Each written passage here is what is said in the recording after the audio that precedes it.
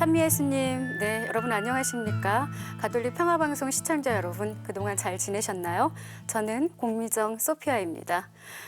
말씀으로 여는 스피치, 진짜 귀 기울이는 법, 오늘 세 번째 시간입니다. 지금 화면 너머로 또 많은 분들이 앉아 계실 텐데요.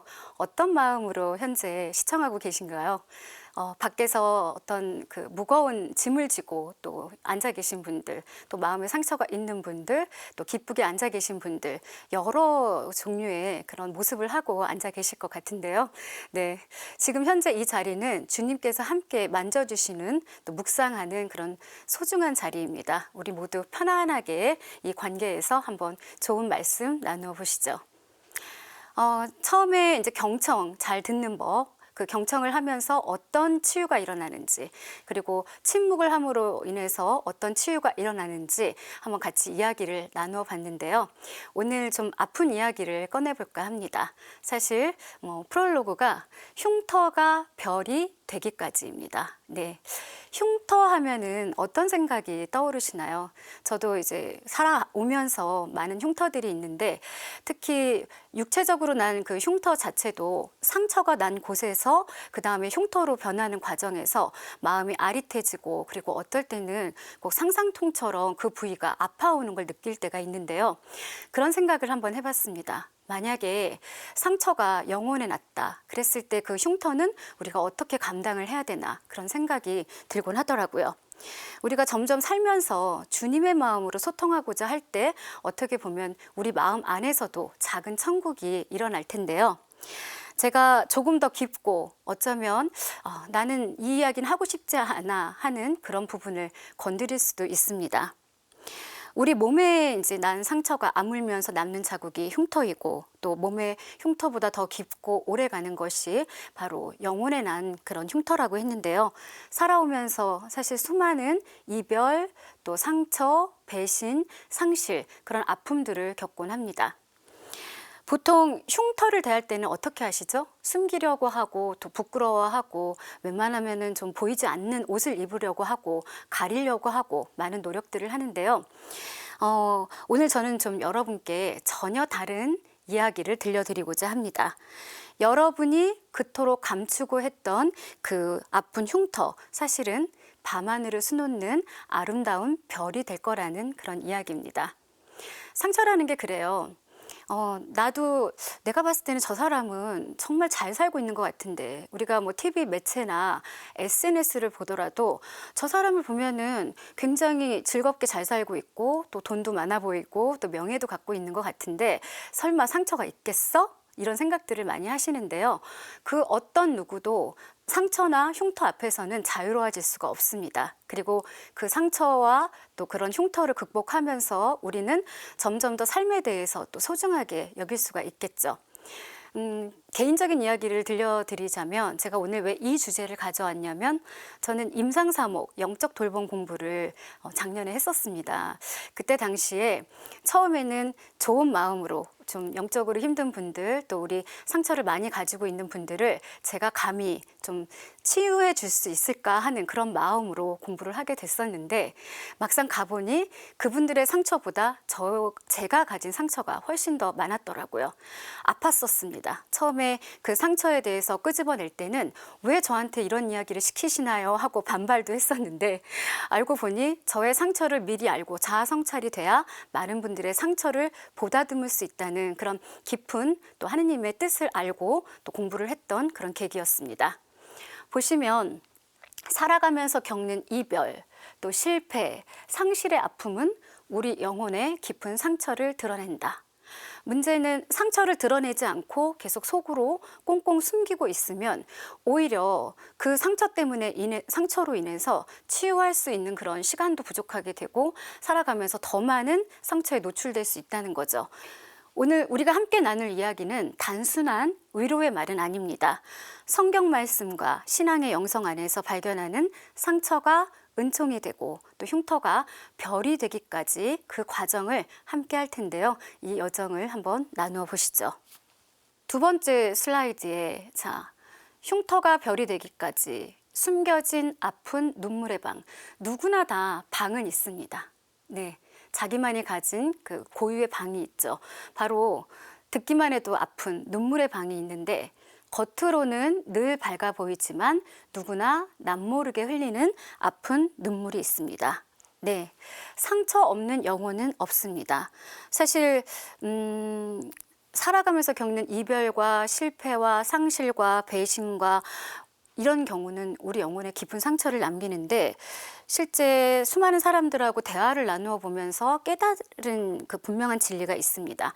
바로 겉으로는 완벽해 보이는 그런 사람들이 그 내면에는 남모르는 깊은 상처와 눈물이 더 많다는 사실을요. 그러니까 상처를 받는다는 것은 뭐 맷집이 좀 약해서가 아니라 또 부족해서가 아니라 살아가면서 우리가 흔히 겪는 일인데요. 그래도 우리가 살아있다는 가장 확실한 증거가 되기도 하죠. 사랑하기 때문에 이별의 상처를 받는 거고 또 그만큼 많은 마음을 줬기 때문에 그런 배신의 감정을 느끼는 거고 또 누군가를 깊이 믿었기 때문에 더 마음이 아픈 걸 수도 있죠. 그러니까 여러분은 여러분의 상처를 부끄러워하지 마세요. 그것은 여러분이 그만큼 이 세상을 치열하게 그리고 누구보다 격정적이게 또 건강하게 살았다는 증거니까요. 심리학자의 그 칼 융의 이야기를 보면요. 타인의 상처를 볼 줄 모르는 사람은 본인의 상처도 볼 줄 모른다는 그런 이야기를 했는데 결코 내가 상처받지 않고 아파보지 않으면 타인의 아픔에 공감할 수 없는 거죠. 배고픔의 고통을 겪어본 사람만이 그 눈물 젖은 빵의 의미를 알 수 있고 내가 또 사업에 실패해 봐야 그 수많은 사람들이 일터에서 얼마나 부지런히 또 열심히 힘들게 일하는지 그 마음을 알 수 있고 또 밤새워 울어본 사람만이 넘어져서 다친 무릎이 까인 사람들의 상처를 어루만져 줄 수 있는 거죠. 겪었던 이제 경험담 중에 제가 그 어떤 아는 수녀님이 계셨어요. 수녀님은 젊은 시절에 화상을 이제 크게 입으셨었는데 수녀님께서 그 화상을 늘 가리고 다니셨었거든요. 어느 날 이제 병동에 봉사를 가셨었는데 화상 병동에 가신 거예요. 갔더니 붕대를 칭칭 감은 많은 환우분들이 고통스러워하시고 또 굉장히 힘들어하시는 모습을 보면서 수녀님께서 그 화상 흉터를 보여주셨다고 해요. 그랬더니 그분들께서 수녀님께서 나도 이렇게 건강하게 잘 살아가고 있지 않느냐 하면서 이야기를 하시니까 그분들도 드디어 약간 미소를 짓는 그런 모습을 볼 수 있었다고 합니다. 결국은 수녀님의 흉터가 그분들에게는 또 한편의 희망이 된 거죠. 여러분이 지금 겪고 있는 그 상처, 또 아픔, 상실감은 결코 무의미한 고통으로 끝나는 것은 아닙니다. 하느님께서는 우리가 겪는 단 한 방울의 눈물도 헛되이 땅에 떨어지도록 내버려 두지 않으십니다. 실제 상처라는 거는요, 완벽하게 인정하는 것, 그것이 바로 치유의 첫 걸음이자 상처가 별이 되기 위한 위대한 여정이 됩니다. 눈물의 방 이야기를 했는데, 자, 화면을 한번 보시죠. 겉으로는 아까 말씀드렸지만 늘 밝아 보이지만 저는 이 부분이 굉장히 마음이 아프게 다가오더라고요. 마음의 방이 있다고 하는데 조용히 고개를 끄덕이면서 한번 생각을 해보세요. 우리 마음 깊은 곳에는 남들에게는 절대 보여주고 싶지 않은 눈물의 방이 있습니다. 저는 그 방을 눈물의 방이라고 이제 부르는데 낮에는 직장에서 또 가정에서 학교에서 또 성당에서 누구나 밝고 또 웃고 씩씩하게 생활들을 하지만 밤이 되면 홀로 그 눈물의 방에 갇혀서 스스로 그 눈물을 왈칵 쏟을 때도 있죠. 가족을 위해서 평생 뼈 빠지게 고생했지만 정작 자식들에게는 외면받고 홀로 남겨진 연로한 부모님의 눈물의 방, 그리고 직장에 다니면서 남부러울 거 없어 보이지만 매일매일 치열한 경쟁과 또 상사의 질책 속에서 힘든 또 직장인들의 눈물의 방, 또 자존감이 바닥까지 떨어져서 또 나는 왜 이렇게 사는 게 힘들지? 또 나는 왜 저 사람들은 굉장히 잘 살아가는 것처럼 보이는데 힘들지 하는 그런 그 스스로의 눈물의 방, 여러 눈물의 방이 있는데요. 그 안에는 깊고 슬프고 또 치유할 수 있는 눈물의 방이 숨겨져 있습니다. 성경에 나오는 그 인물 중에 여러분 다윗을 잘 아시죠? 다윗 같은 경우에는 시편 6편에서 이렇게 고백합니다. 저는 탄식으로 기운이 빠지고 그리고 제 잠자리를 눈물로 적시며 제 침상을 눈물로 적십니다. 너무 힘들다고 그 용맹했던 다윗 왕조차도 이야기를 하는데요. 그 밖에 또 다른 사람들 중에는 우리가 잘 아는 욥이 있습니다. 욥 같은 경우에는 전 재산을 잃고 또 자녀 10명을 또 모두 잃고, 그리고 또 알 수 없는 그런 피부병, 종기 때문에 그 질그릇으로 온몸을 긁어야만 하는 그런 고통이 있었죠. 그들의 눈물의 방은 우리가 상상할 수 없을 만큼 참담하고 그리고 너무 깊고 캄캄했습니다. 예레미야 선지자도 또 예루살렘의 폐허 속에서 성전이 불타고 또 성벽이 허물어지는 것을 보면서 눈물의 방에 갇혔었는데요. 예레미야 1장 12절에 이런 말씀이 있습니다. 너희 지나는 이들아, 눈여겨보아라. 나의 고통과 같은 고통이 있느냐. 이렇게 성경의 위대한 인물조차도 눈물의 방에서 혼자 울어야만 했습니다. 그래서 우리가 눈물의 방에 들어가는 것은 약한 게 아니라 오히려 우리 주님과 독대하는 가장 순수한 기도의 자리라는 이야기죠. 그런데 우리가 여러분 기억해야 될 아주 중요한 사실이 있습니다. 우리가 그 캄캄한 눈물의 방에서 혼자 울고 있을 때 늘 혼자라고 생각하시죠? 아니요, 절대 혼자가 아닙니다. 그 곁에서 주님께서는 우리의 눈물의 방 밖에서 문을 살짝 두드리고 계십니다. 어쩌면 이미 그 방 안에 들어와서 우리와 함께 울고 계실지도 모릅니다. 주님은 우리의 눈물을 외면하지 않으시고요. 시편에서의 그 다윗 왕의 고백처럼 주님께서는 우리의 눈물을 당신의 가죽 부대에 담아두시고 그 모든 탄식을 당신의 책에 기록해 두십니다. 그러니 여러분, 눈물의 방에 들어가는 거 두려워하지 마시고요. 그곳에서 실컷 우세요. 하느님 앞에서 흘리는 눈물은 부끄러운 것이 아닙니다. 눈물의 방에서 우리가 주님을 향해서 부르짖을 때 그 방은 더 이상 고통과 절망의 공간이 아니라 주님과 함께 만나는 깊은 지성소가 됩니다. 흉터가 별이 되기까지, 아름다운 말이죠. 자, 자막을 한번 같이 보시죠. 상처가 은총의 통로가 될 때, 내가 직접 아파봤기에 비로소 다른 이의 아픔과 신음소리가 들리기 시작합니다. 이제 오늘 강의에 어떻게 보면 가장 핵심적인 강의라고 할 수 있는데요. 상처가 은총의 통로가 될 때, 통스럽기만 한 흉터, 그죠? 아까도 말씀드렸지만 어떻게 축복의 통로가 될까? 네, 의아하실 수도 있습니다. 이것이 바로 그리스도교 영성이 보여주는 가장 위대한 진리입니다. 건강하고 잘 나갈 때는요, 사실은 남부러울 것이 없죠. 그러다 보니 성공가도를 달릴 때 우리의 귀는 종종 멀어버리곤 합니다. 그 어떤 사람의 말도 귀에 들어오지 않아요. 내가 옳고 그리고 내가 정답을 말하고 있다고 생각하고 바로 교만이 정점을 이제 찍을 때입니다. 그래서 어느 날 이제 그렇게 살다 보니까 계속해서 뭔가 내 인생은 탄탄대로일 것 같은데 갑자기 우리의 삶에 절망과 시련이 닥쳐올 때가 있습니다. 건강을 잃거나 사업이 망하거나 아니면 정말 사랑하는 사람을 잃는 뼈아픈 상실을 겪을 때가 있습니다. 그때 비로소 사람들은 교만의 벽이 무너져 내립니다. 철저하게 낮아지고 또 깨어진 그 자리에서 우리는 비로소 주변을 돌아보게 되죠. 내가 암에 걸려서 병실에 누워봤으니 그 상황에서 환자들의 어떤 모습, 그리고 또 그 환자들을 간호하는 또 가족들의 그런 눈물, 그리고 매일 또 새벽 시장에 나가는 또 인력 노동자들의, 일용직 노동자들의 무거운 어깨, 그게 눈에 들어오죠. 그리고 내 자식이 방황하고 엇나가는 것을 봤을 때 피눈물을 흘리고 나서야 또 문제아라고 지적을 받았을 때 남의 아픔, 또 남의 가족, 남의 아이가 눈에 들어오기 시작합니다. 이 상황이 여러분 바로 상처가 은총의 통로가 되는 시기입니다. 나의 상처가 타인의 상처를 알아보는 바로 영적 주파수, 영적 안테나가 생기는 정말 소중한 순간이 되죠. 헨리 나우엔의 책에 보면은요, 상처 입은 치유자라는 이야기가 있습니다. 네, 상처 입은 치유자. 상처받지 않은 사람은 결코 타인의 상처를 온전히 치유할 수가 없는 거죠. 오직 자신만이 상처받고 아파본 사람만이 남의 고통과 남의 상처도 알아볼 수 있는 그런 눈이 생기죠. 도자기를 굽고 있는 한번 그 토기장이를 생각해 보실까요?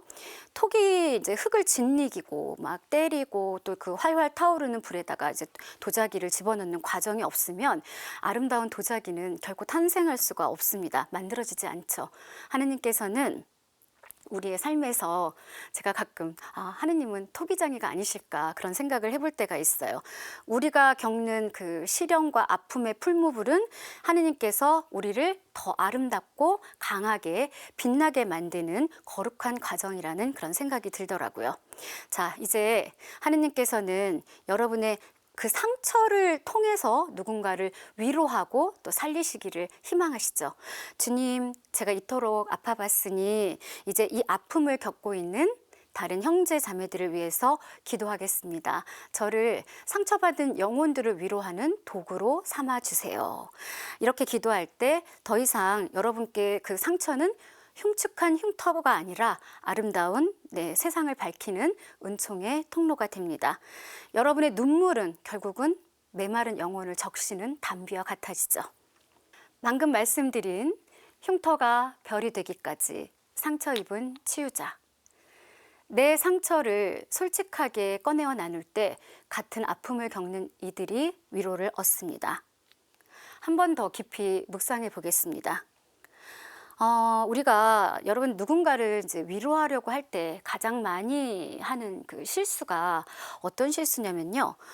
그래, 누군가를 위로할 때, 그래, 나도 그렇게 아파봤어. 뭐 너만 힘든 일을 겪었어? 나도 살면서 그렇게 쉽지는 않았어. 그러면서 계속해서 정답을 강요를 해요. 정답을 주는데 삶의 정답은 없죠.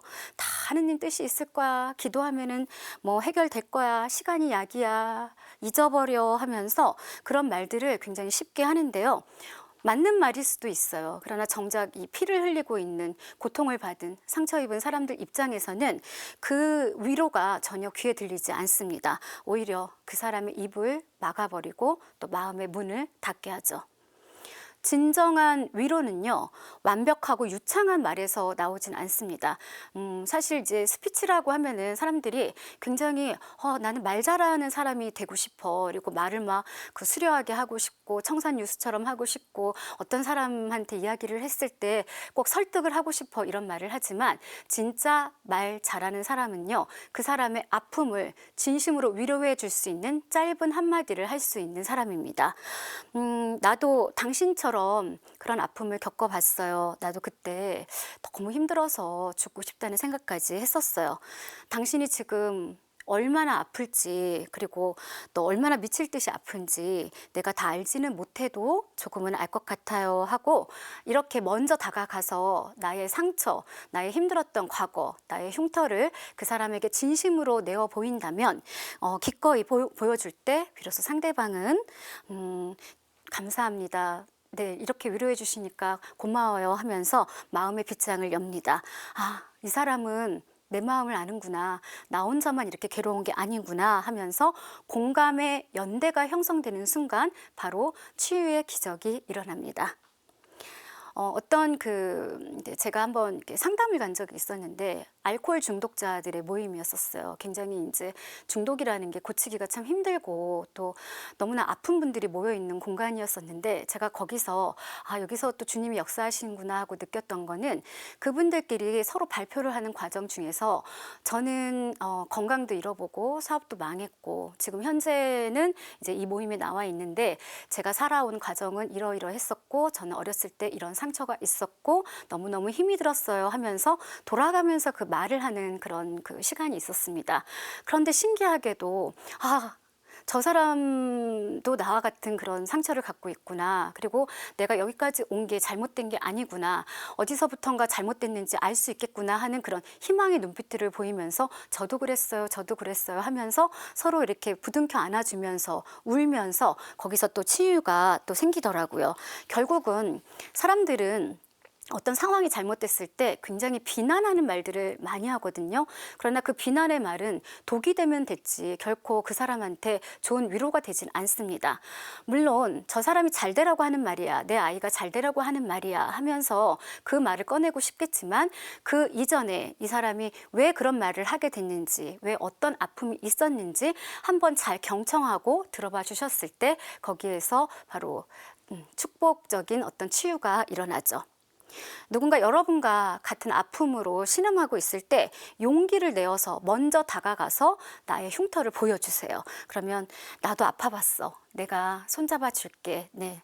그리고 그런 여러분의 솔직한 심정을 이야기를 했을 때 그 투박한 고백 한마디가 절망의 늪에 빠져 있던 사람에게 희망을 줄 수 있는 말이 됩니다. 헨리 나우엔은 그 상처 입은 치유자라는 책에서 이렇게 말했는데요. 진정한 치유자는 자신의 상처를 다른 사람의 상처를 치유하는 도구로 사용할 수 있는 사람이다. 그래서 여러분의 그 상처는 결코 창피한 게 아니고요. 그것은 다른 사람을 살리는 도구가 될 수 있습니다. 예수님의 상처받은 손과 발. 제가 사실 이제 이 부분을 집에서 약간 낭독을 하다가 갑자기 눈물이 쏟아졌어요. 네, 지금도 좀 울컥한데요. 부활하신 예수님은 제자들에게 당신의 못자국과 창자국을 그대로 보여주셨습니다. 이제 우리의 시선을 우리에서 한번 예수님께로 돌려볼게요. 죽음을 이기고 무덤에서 걸어 나오신 예수님은 얼마나 영광스럽고 찬란한 모습이셨을까요? 정말 반짝반짝 빛이 나셨죠. 온몸에서 거룩한 광채가 뿜어져 나왔을 것입니다. 모든 인간적인 연약함과 고통의 흔적은 말끔히 사라지고 완벽하게 흠없는 신적인 모습으로 나타났을 거라고 생각하기가 쉬워요. 그러나 그러지 않으셨죠. 복음을 보면은요, 부활하신 예수님의 몸에는 아주 충격적인 흔적이 남아 있었습니다. 바로 십자가에서 못 박히신 바로 손과 발의 상처, 그리고 로마 군병의 창에 찔렸던 그 옆구리의 또 창상. 예수님께서는 다락방에 숨어서 두려움에 떨고 있는 그 제자들에게 나타나셨고요. 당신의 두 손과 옆구리를 제자들에게 보여주셨습니다. 도마에게는 아예 네 손가락을 여기 대보고 내 손을 보아라 하고 바로 말씀을 하셨는데요. 왜 그러셨을까요? 하느님의 아들이시라면은 우리가 상상하기에는 그 끔찍한 십자가의 흉터쯤은 얼마든지 없애실 수 있었고, 또 최신 성형외과 기술로 흉터를 없애듯 사실 주님의 권능으로 새살이 돋아나게 할 수 있었지 않을까, 그런 생각을 좀 잠깐 해보셨죠? 왜 굳이 그 흉측하고 아팠던 그 흉터 자국을 부활의 영광스러움에 그대로 남겨두셨을까요? 여기에는 너무나도 깊고 심오한 영적 신비가 있습니다. 예수님이 몸에 남기신 그 흉터는 우리 인간의 모든 고통과 상처를 끝까지 외면하지 않으셨다는 바로 그런 증거입니다. 온전히 끌어안으셨다는 가장 확실한 증거이죠. 내가 너희를 이만큼 사랑한다. 내가 너희의 아픔, 그리고 너희의 수치, 너희의 절망을 이렇게 내 몸에 깊이 새겼다. 그래서 예수님의 사랑은 우리를 향한 끝없는 사랑의 징표이자 인간의 고통에 대한 완벽한 이해의 상징입니다. 흉터가 별이 되기까지 앞에서 말씀을 드렸는데 부활 주님이 흉터를 지우지 않으신 바로 그 이유였습니다. 주님의 흉터가 구원의 별이 되었듯이 우리의 흉터도 주님 안에서 빛나게 됩니다. 로마서 8장 28절의 말씀처럼 하느님을 사랑하는 이들, 곧 그분의 계획에 따라서 부르심을 받은 이들에게는 모든 것이 적용하여서 선을, 착함을 이루게 된다. 여러분의 상처도, 또 여러분의 실패도, 결국은 여러분의 눈물도 모두 하느님의 안에서 선을 이루는 그런 훌륭한 재료가 됩니다. 하느님께서는 굉장히 절약을 많이 하세요. 낭비하는 법이 없으십니다. 여러분이 겪는 고통은 반드시 누군가를 살리는 아름다운 도구가 될 것입니다. 별이 되기까지 눈물의 영성, 눈물에 대해서 아까 중요하다고 말씀을 드렸어요. 눈물의 방에 대해서 이야기를 드렸는데요. 바로 눈물의 스피치. 화려하고 유창한 100마디의 말보다 진심을 담아 흘리는 눈물이 마음을 녹입니다. 사람들은 다 알아요. 비언어적인 태도에서 아무리 이 사람이 괜찮아요, 좋아질 거예요, 잘 될 거야 이렇게 말을 해도 저 사람의 왜 그 마음에는 진심이 안 보이지? 저 눈빛에는 뭔가 나를 위로하는 게 안 보이네 할 정도로 사람들은 굉장히 영리하게 잘 알아차립니다. 자, 이제 우리가 상처가 별이 되는 그런 기적을 지금 체험을 했는데 세상에 나가서 어떻게 말을 하고 어떻게 소통을 해야 하는지 한번 그 과정을 잘 살펴보기로 해요. 스피치를 이제 가르치고 저도 말을 하는 직업이긴 하지만 말이 참 어렵습니다. 가끔 보면은 뭐 기업가 또 뭐 유명 강사들 또 화면에 나오는 어떤 아나운서 앵커들의 그런 스피치를 분석하면서 어떻게 하면은 말을 잘할까, 어떻게 하면 진심으로 사람들에게 다가가는 그런 스피치를 구사할 수 있을까 하고 노력도 많이 해봤는데요. 굉장히 어리석었더라고요. 신앙의 눈으로 깊이 성찰을 해보니 사람의 마음을 진짜로 움직이는 것은 이 바로 말이 아니라 바로 청산유수 같은 화려한 말솜씨보다 그런 완벽한 논리보다 사람의 영혼을 변화시키는 가장 강력한 언어는 바로 눈물이었습니다. 뭐 말을 조금 더듬거려도 괜찮고요. 내가 또 뭐 논리정연하게 어떤 이야기를 설명하지 않아도 되고요. 세련된 어휘를 구사하지 못한다고 해서 사람들이 뭐라 하지는 않죠. 누군가의 아픔 앞에서 그 손을 꽉 잡고 그리고 함께 흘려주는 진실한 눈물 한 방울은 이 세상에서 아마 가장 강력한 스피치가 될 것입니다. 어떤 명연설보다 100배, 1000배 더 강력한 스피치입니다. 내가 당신의 아픔을 압니다. 내가 옆에 있잖아요. 내가 위로해 줄게요. 그러면서 함께 울어줬을 때 이 진심이 담긴 눈물 앞에서는요, 아무리 꽁꽁 얼어붙은 어떤 마음을 가진 사람도 아무리 높은 벽을 세운 사람도 그 경계심을 허물기 마련이죠. 프란치스코 교황님께서 필리핀을 방문하셨을 때 필리핀 쪽에 태풍이 왔었습니다. 그 태풍 속에서 온 가족을 잃었던 한 소녀가 교황님에게 이야기를 했어요. 왜 이 어마무지한 이 끔찍한 고통을 하느님께서는 허락을 하셨죠? 이렇게 교황님께 여쭤봤을 때 교황님은 준비했던 원고를 내려놓으시고 눈물을 글썽이면서 그 소녀를 바라보면서 말을 했습니다. 저는 그 이유를 모릅니다. 하느님만이 아십니다. 하지만 우리가 알 수 있는 유일한 대답은 이 아이들과 함께 우는 법을 배우는 것입니다. 눈물을 흘리는 법을 배우세요. 눈물은 우리의 눈을 씻어서 현실을 똑바로 보게 해줄 겁니다. 그렇습니다. 눈물은 우리를 정화시켜주고 또 우리를 하나로 묶어줍니다. 우리가 세상에 나가서 전해야 할 이제 복음, 복음은 굉장히 어려운 게 아니에요. 화려한 말솜씨도 아니고요. 또 말의 잔치도 아닙니다. 상처받은 이웃에게 조용히 다가가서 그들의 아픔에 깊이 공감하면서 함께 울어주는 것. 그것이 바로 우리가 또 바로 예수님께서 우리에게 보여주신 가장 완벽한 공감 대화법이자 가장 위대한 눈물의 스피치입니다. 우리가 인생의 밑바닥에서 또 고통스러워할 때 사실 저도 그랬어요. 종종 하느님을 원망하죠. 주님, 저한테 왜 그러세요? 하필이면 왜 저예요? 하느님 왜 저에게 이런 시련을 주시죠? 하고 원망도 해봤습니다. 인간적으로. 당신은 저 높고 저 청명한 하늘에 계시니 이 끔찍한 고통을 알기는 하십니까? 하고 되들어본 적도 있습니다. 그러나 제가 한번 성당 감실에서 이제 고개를 들어서 십자가상을 바라보고 있는데 그때 부활하신 예수님의 그 상처받은 손과 발을 바라볼 때 갑자기 그 원망이 눈물로 바뀌는 그런 치유의 순간이 있었습니다. 아, 주님께서도 이토록 아프셨군요. 저 높은 하늘에서 그냥 이렇게 팔짱 끼고 그냥 저희 뒷짐지고 구경만 하시는 건 아니었군요. 이 땅에 내려오셔서 어떻게 보면 저보다 더 깊은 상처를 입으시고 저보다 더 많은 피를 흘리셨군요. 예수님의 상처받은 그 손과 발이 저를 어루만지는 것 같은 그런 그 느낌. 예수님의 그 흉터가 사실 저뿐 아니라 오늘 여러분의 모든 흉터를 또 아픔을 품어 안으십니다. 진심의 눈물이 마음을 녹입니다.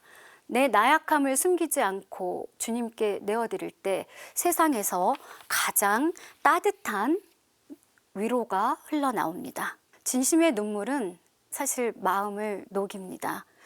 내 나약함을 숨기지 않고 주님에게 내어드릴 때 세상에서 가장 따뜻한 위로가 흘러나옵니다. 이 자막의 말씀을요, 여러분 그냥 보지 마시고 우리 삶으로 한번 가져와 보시죠.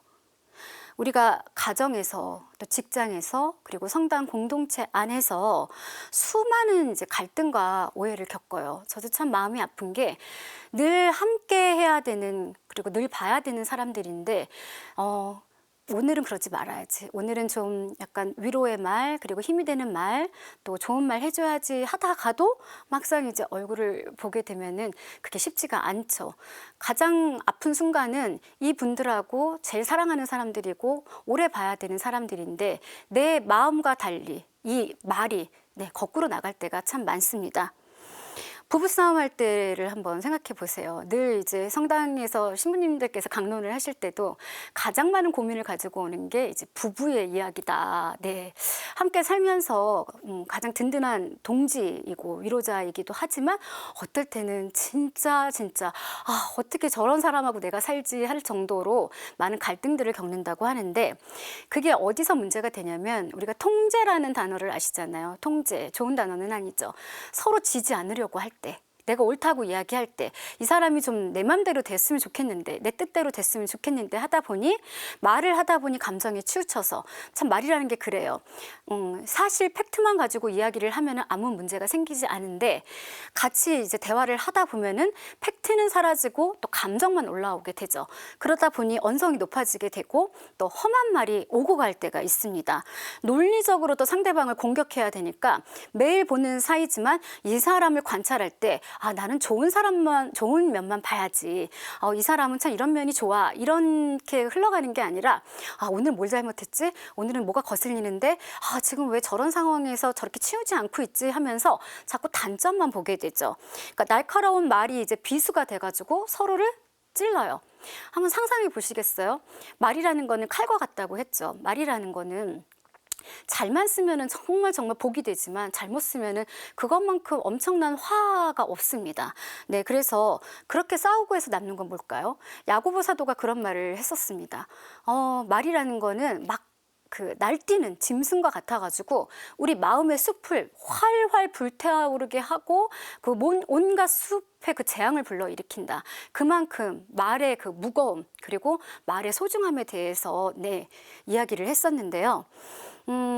실제로 말이 계속해서 차갑게 오고 가고 또 뭔가 그 사람의 단점만 이야기를 했을 때 남는 것은요, 깊은 상처와 그리고 결과적으로는 차갑게 식어버리는 마음만 남아 있습니다.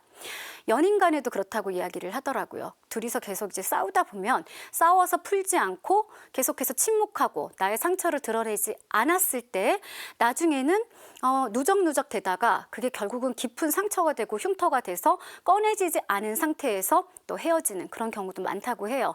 그래서 어떤 이야기를 할 때는 거친 말을 쓰지 않겠다고 다짐을 하고 좋은 방법으로는 싸움을 할 때 부부끼리 이제 반말들을 많이 하시는 경우도 있어요. 요즘 뭐 안 그런 가정들도 많은데 이왕이면은 이렇게 규칙을 정해 놓는 게 좋으시죠. 우리가 이야기를 할 때는 서로 존댓말을 쓰자. 그리고 여기에 그 심판을 보시는 분이 예수님이다. 이렇게 생각을 하고 싸웠을 때 그렇게 험한 말이 오고 가고 있을까요? 네.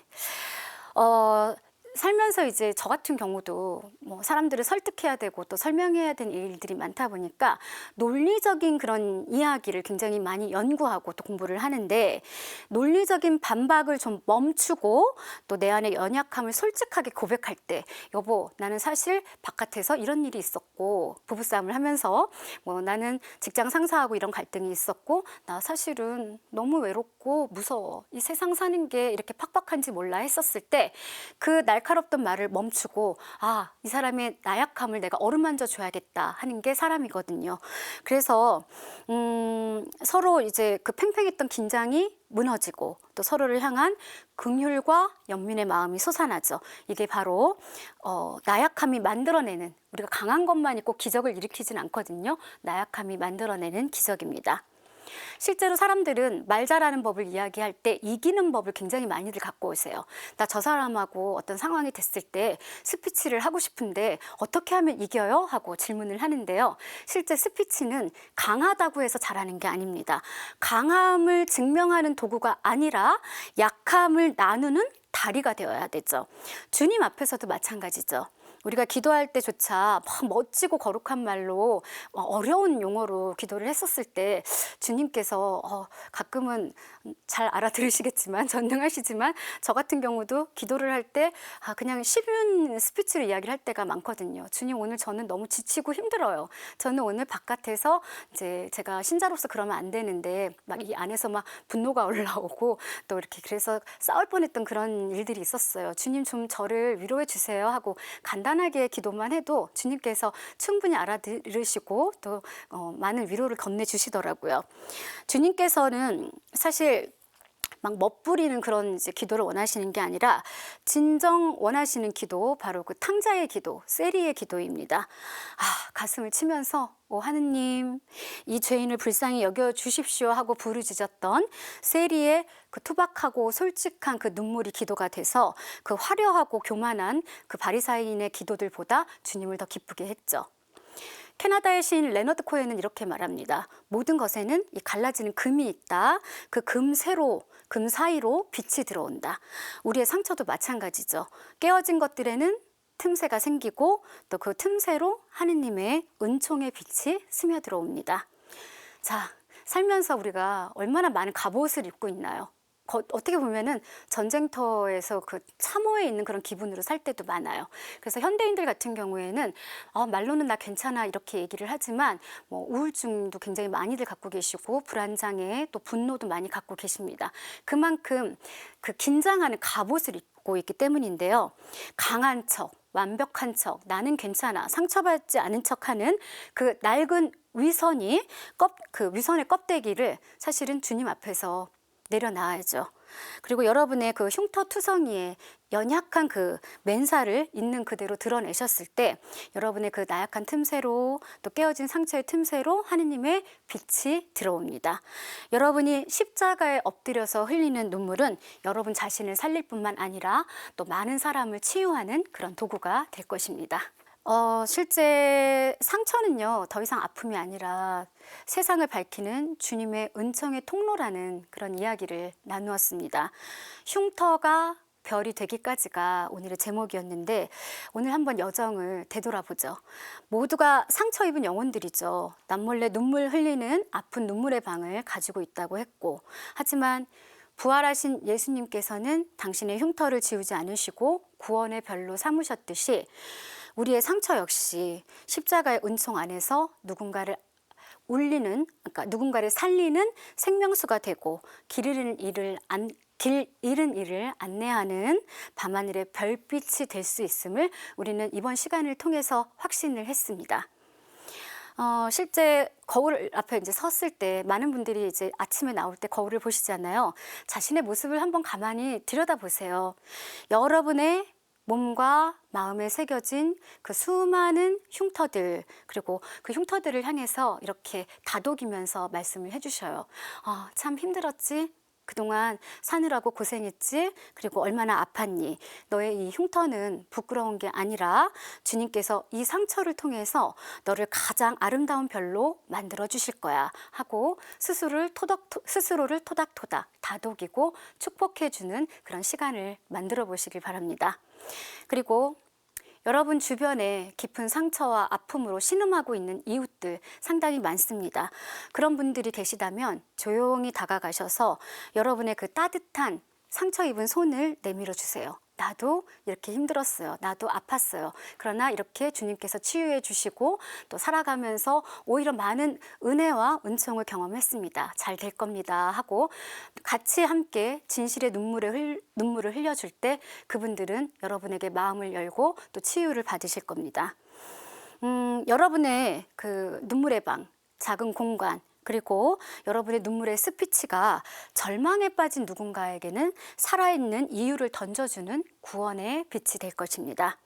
흉터가요, 스카예요, 스카. SCAR. 그리고 별은 스타죠. C에서 T로 바뀌었을 뿐인데 흉터가 별이 됩니다. 바로 우리의 모든 상처는 아름다운 별이 되어서 반짝반짝 빛나게 될 것입니다. 여러분 모두가 세상의 한 복판에서 서로의 상처를 보다듬고 치유하는 상처 입은 치유자로, 그리고 어둠을 밝히는 아름다운 별빛으로 살아가시기를 두 손 모아서 간절히 기도합니다. 여러분들 함께 이제 제가 이 원고를 준비를 하면서, 이 강의를 준비하면서 저는 얼마나 많은 은총과 그리고 얼마나 많은 주님의 사랑을 경험했는지 몰라요. 기도를 한번 하면서 여러분들과 함께 이 시간을 갖고 싶은데요. 사랑이신 하느님 아버지, 오늘 이 시간 우리의 상처를 주님 앞에 내놓았습니다. 우리가 그토록 숨기고 싶어 했던 그 흉터들을 주님의 십자가의 은총 안에 아름다운 별로 변화시켜 주세요. 우리가 상처 입은 치유자가 되어서 이 세상에서 주님의 사랑을 전하는 빛의 자녀들이 되도록 하게 해주세요. 주님 안에서 사실 상처는 나를 증언하는 도구이죠. 네, 상처를 받았는데 강한 사람들은 나는 이 상처가 있었어도 이 상처가 됐을 거야 하고 착각들을 많이 하십니다. 착각입니다. 저 어렸을 때 무의식 속에서부터 상처들은 켜켜이 세월을 따라서 이렇게 쌓아지는데요. 대부분들은 내가 사람들한테 이렇게 그 힘든 모습을 보였을 때 사람들이 나를 어떻게 생각할 것인가, 내가 이런 말을 했었을 때 저 사람이 나를 바라보는 그런 어떤 타인의 어떤 시선, 그런 것들이 두려워서 혼자서 끙끙 앓고 또 그 이야기를 전하지 않는 사람이야말로 강한 사람이라고 착각들을 하는데요. 이제부터는 당당하게 나의 상처는 이랬고 나의 흉터는 이랬고 이래서 이렇게 치유를 받았어 하고 드러내셨을 때 그때는 많은 구원의 기적이 일어날 것입니다. 주님과 함께, 저는 이제 이 시간을 마치면서 주님과 함께 하는 시간이지, 네, 제가 혼자서 여기에서 있었다고 생각하진 않아요. 예수님께서 저쪽 그 한편에서 저를 바라보는 어떤 그런 그 눈빛과 그런 모습이 이렇게 상상이 되니까, 네, 지금 마칠 수가 있었는데요. 여러분, 살아가면서 늘 용기 있고 또 행복하고 또 늘 감동 있는 그런 삶을 사시길 바랍니다. 주님의 평화가 여러분의 모든 상처 위에, 그리고 여러분의 가정 위에 늘 함께 하시기를 바랍니다. 그리고 주님의 평화가 늘 여러분들을 지켜주실 거예요. 네, 여러분 긴 시간 함께 해주셔서 감사합니다. 지금까지 국미정 소피아였습니다.